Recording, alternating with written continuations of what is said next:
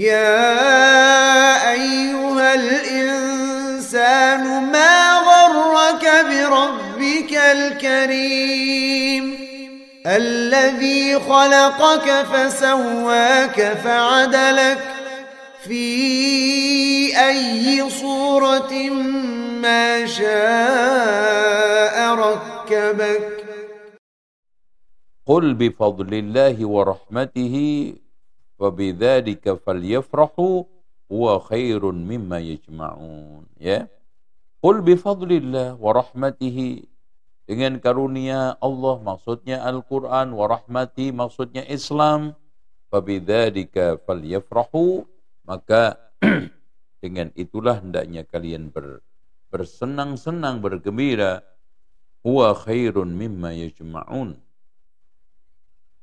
Ya. Tapi hadirin sekalian yang dirahmati Allah, Al-Quran yang sebagaimana telah diterangkan oleh Allah di dalam surat Ali Imran ayat 164, yang diberikan nama oleh Allah atau yang dinyatakan oleh Allah, laqad mannallahu 'alal mu'minin. Allah telah memberikan karunia atas orang-orang yang beriman. Idz ba'atsa fihim rasulan, telah mengutus di tengah mereka seorang utusan, min anfusihim yatlu 'alaihim ayatihi wa yuzakkihim wa yu'allimuhumul kitaba wal hikmah wa in kanu min qablu lafi dhalalim mubin. Dahsyatnya Al-Quran, kesesatan jahiliyah, penyimpangan dan juga karakter buruk jahiliyah itu bisa terkikis dengan Al-Quran. Masya Allah.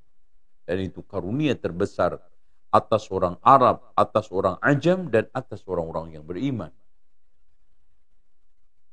Makanya Al-Quran itu harus yatlu alaihim, supaya wa yuzakkihim, setelah dibacakan baik tilawatul lafzi, at-tilawatu lafdhan, tilawah dari sisi lafaz, wa tilawatu ma'nan dari sisi tafsir, maka dia akan mendapatkan faedah. Oleh karena itu Al-Imam Az-Zarkashi mengatakan, wa man lam yakun lahu ilmun wa fahmun wa taqwa wa tadabbur wa lam yudrik min ladzatil Qur'ani syai'a. Jadi barang siapa yang tidak memiliki ilmu terhadap Al-Quran, kepahaman terhadap Al-Quran, ketakwaan terhadap Al-Quran, dan tadabbur terhadap Al-Quran, tidak menemukan kelezatan Al-Quran itu. Jadi hadirin sekalian, kelezatan Al-Quran itu, faedah Al-Quran itu, manfaat Al-Quran, bahkan bisa menjadi syifa'un wa hudan wa rahmah, dan bisa menjadi mau'idhah ketika sekarang ini kita ilmui, kita pahami, ya, dan kita dampingi dengan ketakwaan dan tadabbur, insyaallah kita akan menemukan kelezatan daripada Al-Quran biiznillah. Ikhwan sekalian yang dirahmati oleh Allah Subhanahu wa taala, sekarang bagaimana Al-Quran yang begitu dahsyat, Masya Allah, ya. Dikatakan oleh Allah, afala yatadabbaruna al-Quran walau kana min 'indi ghairi Allahi lawajadu fihi ikhtilafan katsira. Kenapa mereka itu tidak merenungkan Al-Quran?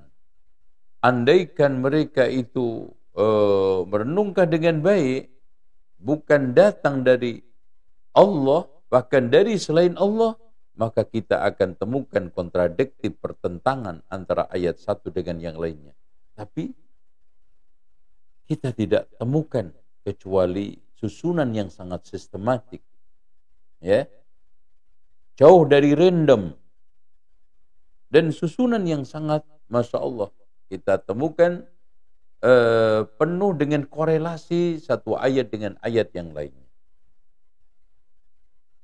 Keterkaitan yang sangat apik, keterkaitan yang sangat metodologis dan sistematik. Bagi orang yang sekarang memiliki nyali bahasa Arab, barang siapa yang memiliki insting sastra Arab dan memiliki kedalaman di dalam balaghah bahasa Arab.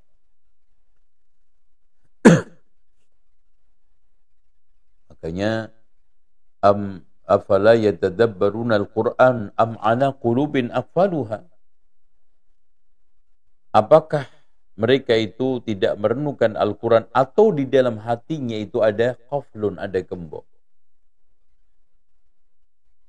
Coba bayangkan hadirin sekalian, bagaimana generasi dahulu itu membaca Al-Quran, terpengaruh dengan Al-Quran.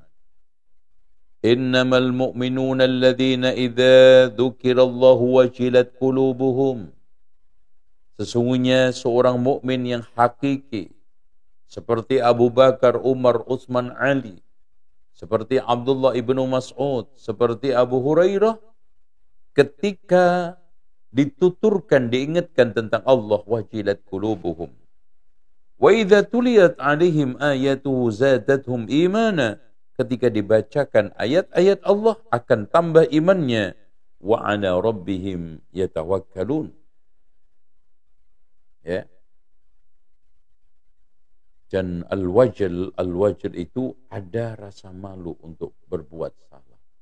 Ada rasa malu untuk bertingkah tidak baik di hadapan Allah. Karena merasa dibantu Allah, merasa dilihat oleh Allah Subhanahu wa ta'ala. Ya. Hadirin sekalian yang dirahmati oleh Allah Subhanahu wa ta'ala. Supaya kita mendapatkan faedah daripada Al-Quran dan supaya kita mendapatkan kebaikan, maka syarat Al-Quran itu bisa memberikan pengaruh kepada kita sebagai berikut. Yang pertama, Al-Quran itu harus kita baca penuh dengan keimanan kepada Allah, pengagungan kepada Allah, dengan pengagungan yang sebenar-benarnya.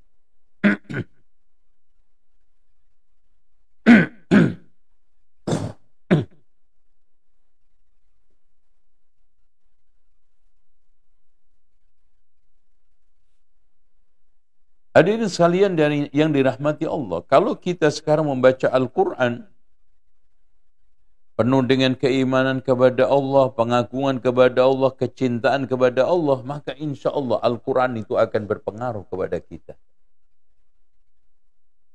Makanya kata Abdullah ibnu Mas'ud, siapa yang ingin tahu bahwa dirinya itu mencintai Allah, falyu'rid qalbahu 'alal Qur'an. Hendaknya menyuguhkan, memaparkan hatinya kepada Al-Quran. Kalau sekarang ini kita lebih mencintai Al-Quran, lebih dekat dengan Al-Quran, lebih senang mengkaji Al-Quran, maka pada saat itu kita telah mencintai Allah Subhanahu wa ta'ala. Jadi kecintaan kita dalam tidaknya, dangkal tidaknya cinta kita kepada Allah, ukurannya kedalaman dan dangkalnya cinta kita kepada Al-Quran. Kemudian yang kedua, hayatul qalbi wa taharatuhu. Jadi supaya Al-Quran ini memberikan pengaruh kepada kita, harus kita barengi dengan bersihnya hati, ya, sucinya hati dan hadirnya hati. Sebagaimana yang telah ditegaskan oleh Utsman ibnu Affan, "Lau tahurat qulubuna lama syabi'at bil Qur'an." Andaikan hati kita itu bersih, maka hati kita tidak pernah merasa bosan terhadap Al-Quran. Kalau hati kita ini jauh daripada ghil, jauh daripada hasad, jauh daripada sombong, angkuh, dan berbagai macam bentuk penyakit hati, maka kita akan ringan untuk memahami Al-Quran, senang untuk membaca Al-Quran, dan tidak ada berat hati untuk tadabbur, memahami, bahkan mempelajari tafsir Al-Quran. Yang lebih jauh lagi, mengimani dan menjalankan konsekuensi daripada Al-Quran.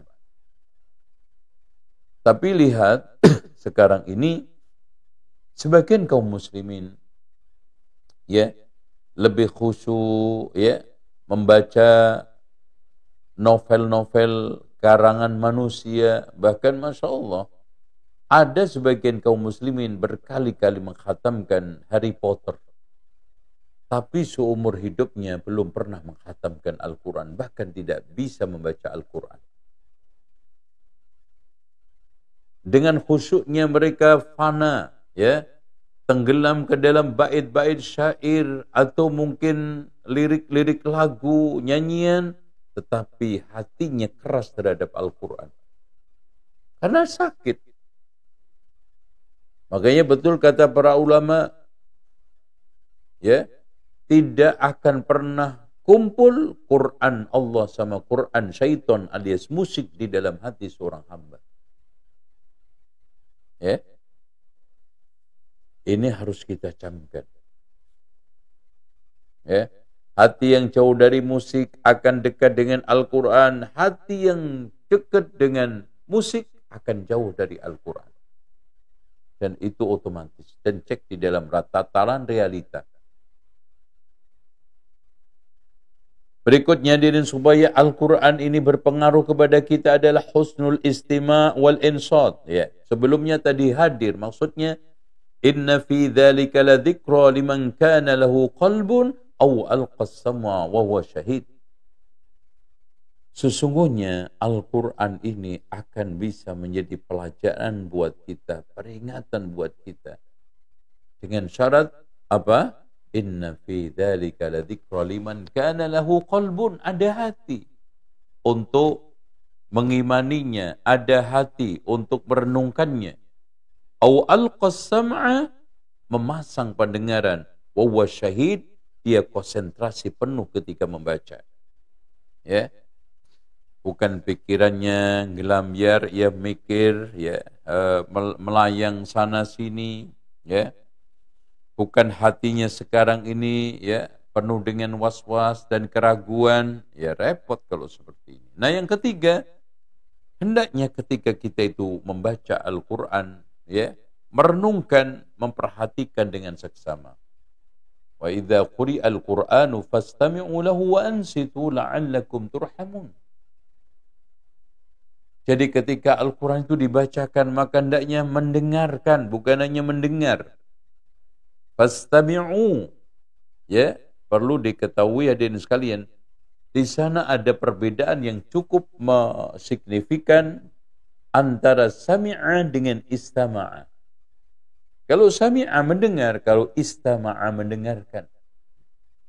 Yang dibutuhkan oleh Al-Quran supaya Al-Quran ini memberikan pengaruh kepada kita, kita harus mendengarkan dengan seksama, memperhatikan kalimat-kalimat bersama maknanya, insya-Allah. Makanya betul kata Ibrahim Al-Kattan, sebagaimana yang telah dikatakan oleh Imam An-Nawawi di dalam Adab Hamalatil Quran, obat hati itu ada 5. Yang pertama adalah membaca Al-Quran direnungkan sekalian maknanya. Terus kemudian yang kedua, banyak melakukan puasa. Kemudian yang ketiganya adalah melakukan sholat qiyamul lail. Dan yang keempatnya adalah berzikir. Dan yang kelimanya adalah berteman dengan orang-orang soleh. Ini yang membuat hati itu sembuh, hati itu sehat. Yang keempat, supaya Al-Quran ini berpengaruh kepada kita ketika kita baca.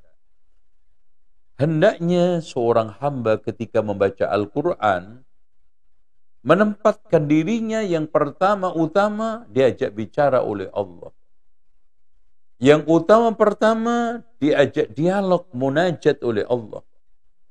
Ketika Allah Subhanahu wa taala memerintahkan وَمَا آتَاكُمُ الرَّسُولُ فَخُذُوهُ وَمَا نَهَاكُمْ عَنْهُ فَانْتَهُوا. Apa-apa yang datang dari Rasulullah ambil, dan apa yang dilarang tinggalkan. Ini yang disuruh adalah saya. Ketika Allah Subhanahu wa taala memerintahkan, ya ayyuhalladzina amanu kutiba 'alaikumus syiyamu kama kutiba 'alal ladzina min qablikum la'allakum tattaqun. Ini yang diperintahkan adalah saya. Gitu. Ketika Allah mengatakan, ya ayyuhalladzina amanu la yaskhar qaumun min qaumin asa ay yakunu khairan minhum, yang dilarang untuk menghina meremehkan orang itu saya.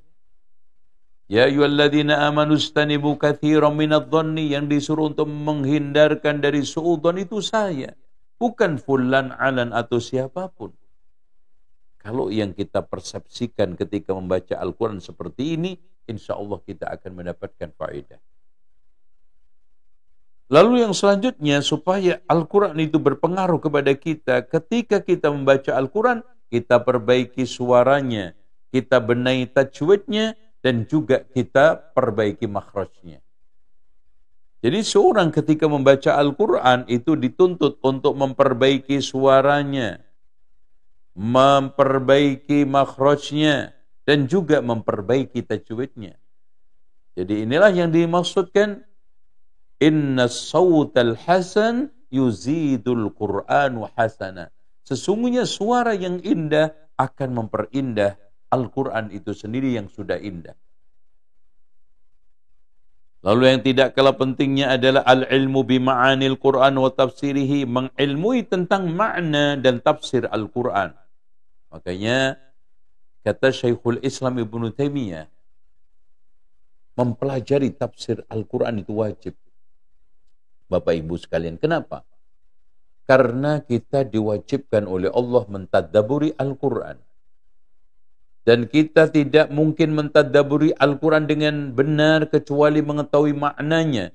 Dan kita tidak mengetahui makna secara utuh kecuali dengan cara mempelajari tafsirnya. Maka dari situ mempelajari tafsir Al-Quran itu wajib. Mari kita galakkan di masjid-masjid kita, kajian-kajian. Kita utamakan tafsir Al-Quran. Apalagi di masjid Allah.